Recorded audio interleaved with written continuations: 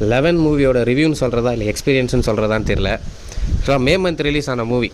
May month release ஆன மூவியை ஏன் இப்போ வந்து பேசுகிறேன்னா, ஆக்சுவலாக இந்த மூவிக்கான பாப்புலர் வந்து ரொம்ப கம்மி. இன்னும் இது வந்து ஒரு பெரிய லெவலில் பேசுகிற ஒரு படமாக இருக்கணும். அவ்வளோ ஒரு ஒரு பிரம்மாண்டமான படம்னு சொல்கிறத விட படைப்புன்னே சொல்லலாம்.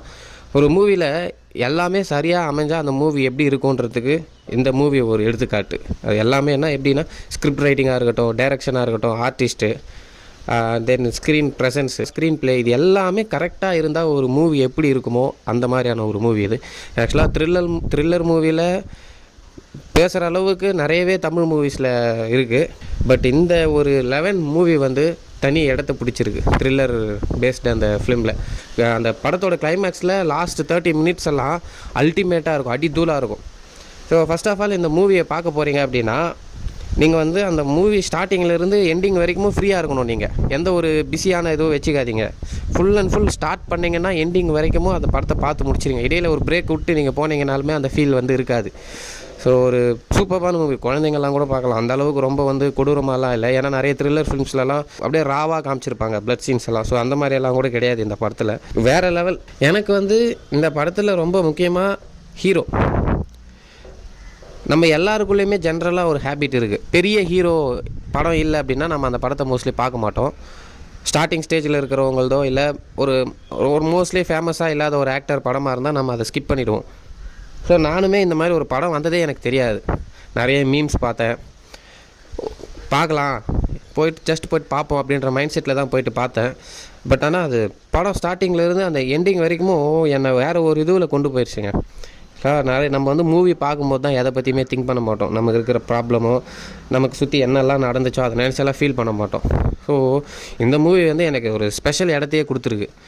வந்து நிறைய மூவி பார்க்கும்போது மூவி லவராக இல்லை, ஒரு சினிமா லவராக இல்லைன்னா கூட ஒரு சில படத்தை பார்க்கும்போது இந்த படத்தில் வர கேரக்டராக நாம் இருந்திருக்கலாம், அப்படி தான் நமக்கு கிட்டத்தட்ட மேட்ச் ஆகுது. அந்த படத்தோட கேரக்டரும் நாமளும் ஒரே மாதிரி தோணுதில்லை, நம்மளும் அந்த மாதிரி ஒரு படம் நடித்தா எப்படி இருக்கும், அந்த படத்தில் நாம் நடித்தா எப்படி இருக்கும்னு அந்த மாதிரி இமேஜினேஷனில் போகும். பட் எனக்கு வந்து இந்த படம், நாம் ஒரு படம் எடுத்தால், ஒரு படம் டைரக்ட் பண்ணால் அது இந்த மாதிரி தான் இருக்கும்னு இந்த படத்தை பார்த்து தான் எனக்கு வந்து அந்த ஒரு ஃபீலே வந்தது.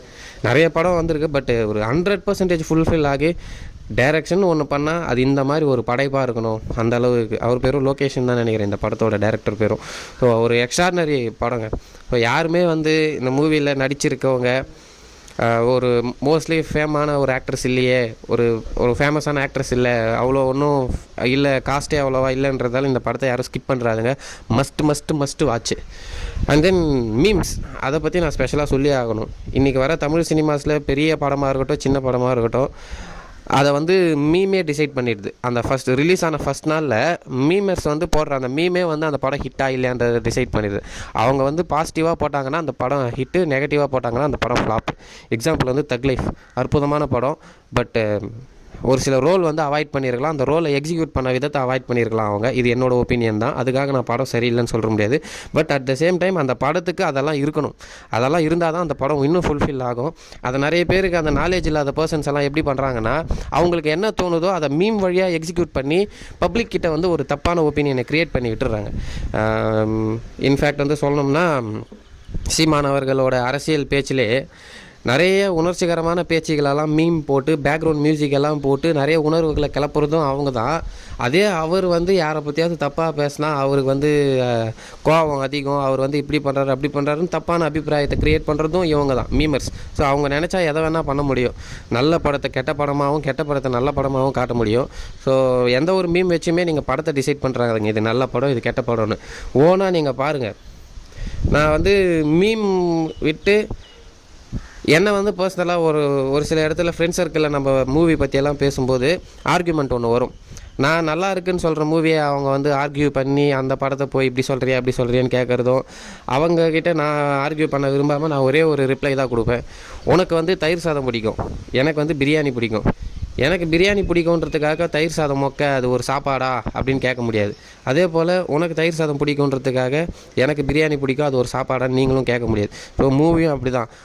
உனக்கு ஒரு செட் ஆஃப் மூவி பிடிக்கும். ஒரு சிலருக்கு லவ் மூவி பிடிக்கும், ஒரு சிலருக்கு ஹாரர் மூவி பிடிக்கும், ஒரு சிலருக்கு ரொமான்டிக் மூவி, ஒரு சிலருக்கு 18+ மூவி, த்ரில்லர் மூவி, இந்த மாதிரி ஒரு சிலருக்கு வந்து ஒரு டைப்பான மூவி பிடிக்கும்.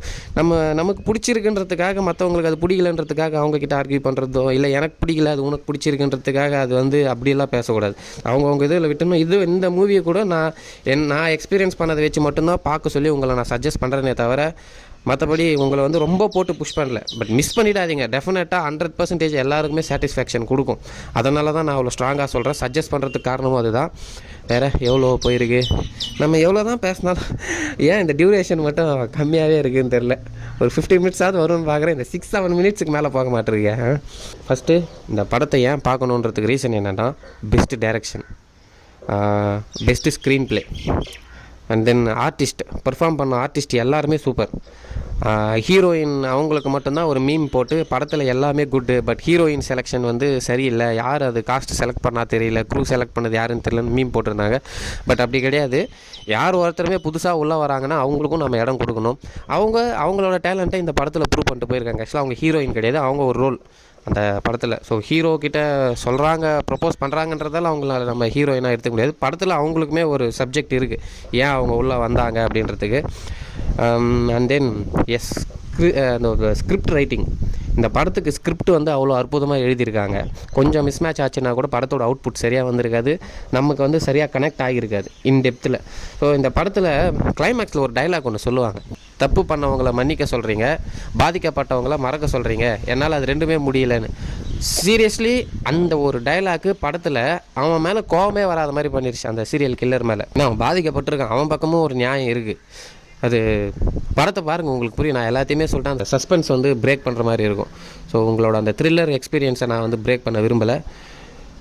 ஓகே, முடிஞ்சால் நான் டெலகிராம் லிங்க், மூவியோட லிங்க்கை டிஸ்கிரிப்ஷனில் கொடுக்குறேன். பட் பேஸ்ட் பண்ண முடியல அப்படின்னா நீங்களே வேறு ஏதாவது சோர்ஸ் மூலயமா கூட படத்தை டவுன்லோட் பண்ணி பாருங்கள், மிஸ் பண்ணுறாதீங்க.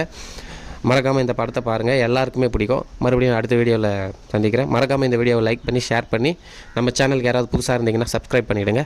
அடுத்த வீடியோவில் பார்க்குறேன். பை.